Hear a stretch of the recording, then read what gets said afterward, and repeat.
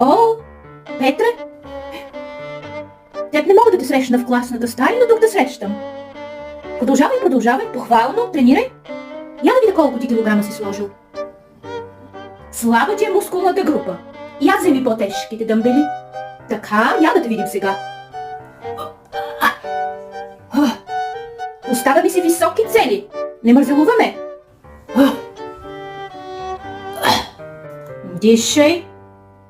Още можеш. Давай, хайде тук поне да се гордея с тебе, ако не мога в училище. Продължавай. Така, оставям те сега. Отивам там на лек пресата. Аз ще ти сложа тежестите. Ще дойдеш и ще направиш нужните упражнения. Продължаваме, не спираме. Я ми кажи ти, колко пъти седмично тук идваш? 2 пъти задължително. Написвам те в своята програма.